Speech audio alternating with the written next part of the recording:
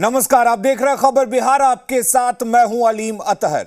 चुनावी रणनीतिकार प्रशांत किशोर ने एक बार फिर आरजेडी सुप्रीमो लालू यादव और नीतीश कुमार पर तंज कसा है। उन्होंने कहा है कि इन दोनों की राजनीति तो आप जानते हैं, इनका पूरा फोकस समाज को बांटो, सबको गरीब, अनपढ़, मजदूर बनाकर रखने पर है।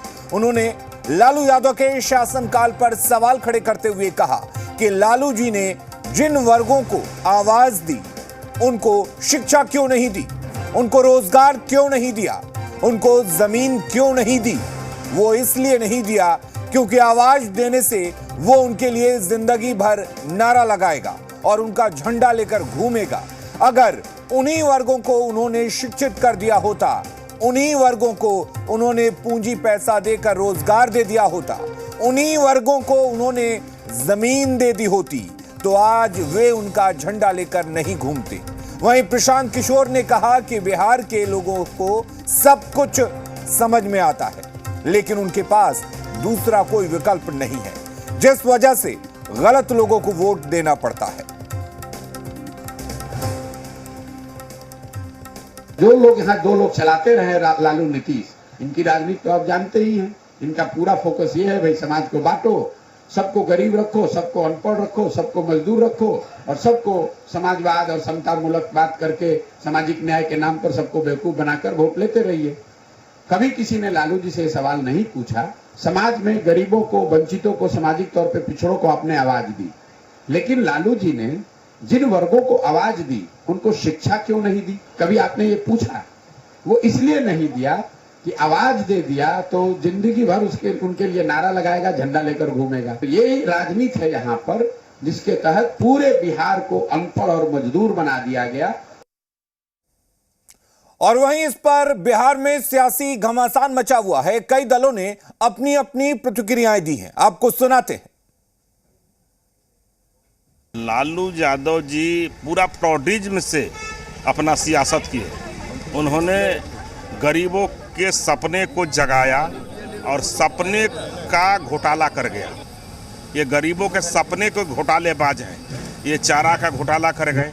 इन्होंने भिखारियों को केस कटवाओ नहलाओ किए और सारे जमीन कब्जा कर लिए। नौकरी के बदले जो है जमीन इन्होंने लिखवाया। तो गरीबों के सपने को चुराने वाले लालू यादव थे। प्रशांत किशोर जी ने ठीक ही कहा।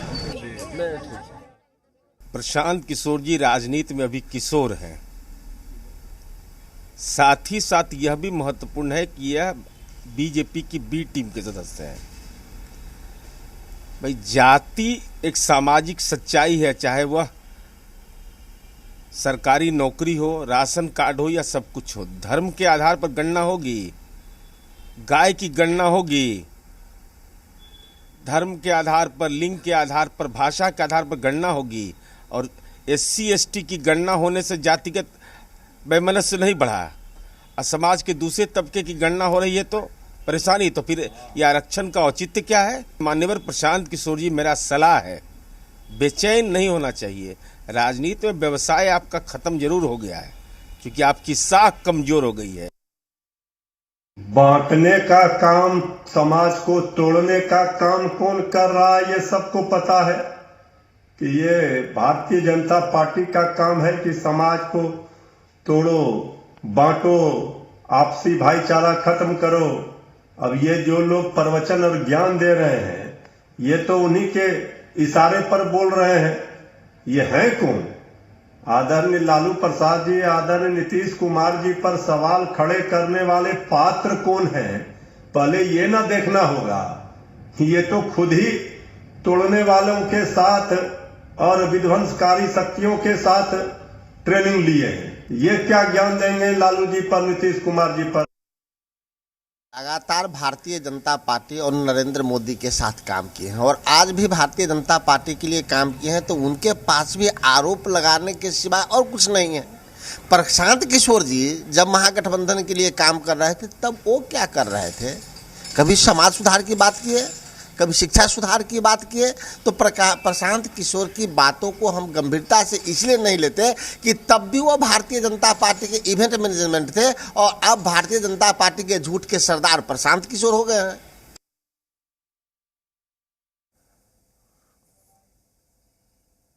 और हमारे साथ पटना से रुपेंद्र जुड़े हुए हैं। रुपेंद्र, जिस तरह से लगातार एक के बाद एक प्रशांत किशोर लालू और नीतीश के सरकार पर हमला बोलते हैं, तो लालू नीतीश के जो पार्टी के लोग हैं वो ये कह रहे हैं कि वो किसके लिए काम करते हैं, ये जग जाहिर है। शायद इसकी वजह क्या ये है कि प्रशांत किशोर कभी बीजेपी के खिलाफ बोलते हुए नजर नहीं आते। देखिए, साफ तौर पर प्रशांत किशोर लगातार जो है बयान देते रहते हैं और बयान के बाद जो है राजनीति होने लगती है। कहीं ना कहीं एक तरह से साफ तौर पर देखा जाए कि मुख्यमंत्री नीतीश कुमार को वो टारगेट करते हैं, लालू यादव को टारगेट करते हैं, तेजस्वी यादव को टारगेट करते हैं। लेकिन प्रशांत किशोर की बात की जाए तो खुद महागठबंधन की 2015 में सरकार बनी थी, तो उसके कहीं ना कहीं जो है किरदार जो है प्रशांत किशोर थे और उन्हीं के जो इशारे पर मुख्यमंत्री हो या जेडीयू हो तमाम लोग काम करते थे। कई मीटिंग मैंने अटेंड किया था और उसमें प्रशांत किशोर जो है जिस तरह से कहते थे उसी तरह से होता था। लेकिन बात यहाँ बिगड़ गई कि जब प्रशांत किशोर मुख्यमंत्री नीतीश कुमार की तरह लोगों से IAS अधिकारियों से फ़ोन कर बातों जो है करते थे और उस तरह से जो है कड़े फैसले लेते थे, उसके बाद बात बिगड़ती गई और वहाँ से प्रशांत किशोर जो है अलग हो गए। खास करके बात की जाए जिस तरह से लालू यादव पर टारगेट करते हैं और कहीं ना कहीं जो है बीजेपी पर वो भी टारगेट करते हैं, लेकिन ये जो है साफ तौर पर महागठबंधन के जो लोग हैं वो कहते हैं कि बीजेपी को टारगेट नहीं करते हैं। बीजेपी को भी वो कई बार उन्होंने टारगेट किया है। तो प्रशांत किशोर की अलग अपन राजनीति है, उनकी रणनीति अलग है और इस कारण से वो भी जो है इन तमाम चीज़ों को करते हैं, क्योंकि प्रशांत किशोर को एक तरह से जाना जाए कि चुनाव को लेकर सबसे उपयुक्त चुनाव मैनेजमेंट के रूप में जाना जाता है। लेकिन प्रशांत किशोर जो है अब राजनीति में भी आजमाना चाह रहे हैं और जिस तरह से अरविंद केजरीवाल ने दिल्ली की सत्ता पर आए हुए थे और तमाम चीज़ों को उन्होंने अपनी राजनीति के लिए जो किया था, कई लोगों का सहारा लिया था, कहीं ना कहीं प्रशांत किशोर भी उसी चीज़ों को देखते हुए जो है बिहार की राजनीति में आना चाहते हैं। और प्रशांत किशोर ये जरूर कहते नजर आएंगे कि मुझे राजनीति से कोई मतलब नहीं है, मुझे राजनीति में नहीं आना है, लेकिन उनकी जो भूमिका अभी बिहार में है वो पूर्णतः जो है एक राजनीति में आने की है और खास तौर पर रुपेंद्र, कभी का जो प्रशांत किशोर चाहे वो आरजेडी, जेडीयू हो या बीजेपी हो या कांग्रेस हो, अलग अलग राज्यों में इन पार्टियों के लिए कैंपेनिंग कर चुके हैं, इन पार्टियों के लिए रणनीति बना चुके हैं, रणनीतिकार माने जाते हैं। तो क्या ये माना जाए कि इनकी रणनीति अगर बिहार के राजनीति में उतरने की है तो ये कहीं ना कहीं लालू और नीतीश के लिए नुकसानदायक है? देखिए, जरूर लालू और नीतीश के लिए नुकसानदायक है, क्योंकि चीज़ों को अगर देखा जाए तो अभी प्रशांत किशोर के समर्थन में जो है 2 से 3 MLC आए हुए हैं, कई नेता हैं, कई IAS ऑफिसर हैं। तो साफ तौर पर देखा जाए वो लोग कहाँ थे पहले वो जो है बीजेपी से संपर्क में थे, आरजेडी कांग्रेस से संपर्क में थे और अब वही जो है प्रशांत किशोर कहते हैं राजनीति नहीं करते लेकिन उनकी जो है MLC जो है उनके वो खुद आपको बिहार विधान परिषद में मौजूद हैं। तो कहीं ना कहीं प्रशांत किशोर का जो एक तरह से कहा जाए निगाह जो है बिहार के मुखिया की कुर्सी पर टिकी हुई है और यही कारण है कि प्रशांत किशोर अपने हिसाब से राजनीति कर रहे हैं और वही अब जो है दूसरे राज्यों में कैंपेन करना जो है, क्योंकि दूसरे राज्यों में जिस तरह से वो रणनीतिकार के रूप में माने जाते थे, तो देखा जाए अब वो काम छोड़ दिए हैं, वो काम अपने लोगों से करा रहे हैं। लेकिन प्रशांत किशोर का पूरा फोकस जो है बिहार के राजनीति पर है और यही कारण है कि वो लालू परिवार हो या बिहार के मुख्यमंत्री नीतीश कुमार हो, वो टारगेट कर रहे हैं, क्योंकि वो जान रहे हैं कि अगर उन्हें हम टारगेट करेंगे तो आगे हम राजनीति में बढ़ सकेंगे। जी रुपेंद्र, क्या ये भी माना जाए कि विधानसभा चुनाव से पहले या लोकसभा चुनाव से पहले जमीन पर उतरकर जिस तरह से प्रशांत किशोर एक जगह से दूसरे जगह जा रहे हैं, अपनी जन स्वराज यात्रा को आगे बढ़ा रहे हैं, कहीं ना कहीं वो जनता का नब्ज टटोलने की कोशिश कर रहे हैं कि क्या बिहार की राजनीति उनके लिए लाभदायक होगी?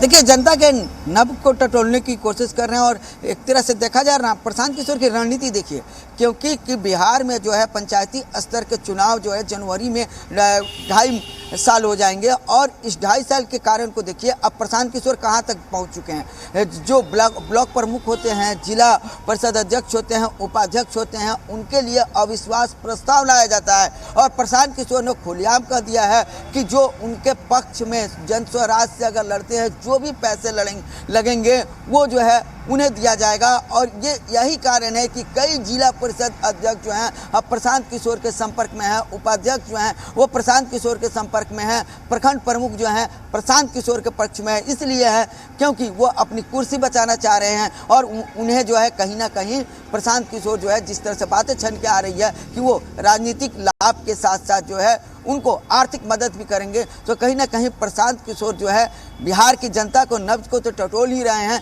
और अपनी मजबूती जो है नीचे स्तर से पंचायती स्तर से कर रहे हैं। और कहीं आगे देखने को साफ तौर पर मिलेगा कि बिहार विधानसभा का चुनाव होगा, उस समय प्रशांत किशोर कितना आक्रामक राजनीति में दिखते हैं। जी रुपेंद्र, एक चीज तो और है कि आमतौर पर यह देखा जाता है कि जो नेता छोटे से बड़े स्तर पर पहुंच जाता है, मंत्री बन जाता है या फिर मुख्यमंत्री उप मुख्यमंत्री, जो भी इस तरह के नेता होते हैं, पहले तो जमीन पर उतरकर लोगों से मिलते हैं, जुलते हैं और उसके बाद जनता को भूल जाते हैं।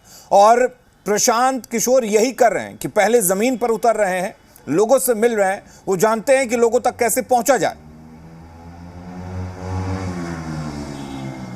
देखिए जरूर प्रशांत किशोर जिस तरह से कर रहे हैं वो जानते हैं कि लोगों से किस तरह से लोगों के पास उतरा जाए, किस तरह से पहुंचा जाए, क्योंकि ये कोई नई राजनीति नहीं है, ये पुरानी राजनीति है। लालू यादव के समय की बात की जाए, जब लालू यादव थे तो उसी तरह से जब सत्ता में आए तब भी गरीबों के बीच में जाते थे, गरीब लोगों के बाल खुद काटने लगते थे, नहलाने लगते थे। राजनीति में जब थे यानी कि सत्ता वो नहीं पाए हुए थे तभी उनकी स्थिति ऐसी थी और कहते थे कि हम गरीबों को आवाज़ को उठा रहे हैं। लेकिन आज की राजनीति और पहले की राजनीति को साफ तौर पर बहुत बहुत शुक्रिया आपका हमारे साथ जुड़ने के लिए, तमाम बातचीत करने के लिए। तो प्रशांत किशोर जन स्वराज यात्रा में एक के बाद एक लालू नीतीश पर हमले कर रहे हैं। रुक करेंगे इस वक्त एक बड़ी खबर की। दरभंगा से बड़ी खबर है जहां पर चिराग पासवान का दर्द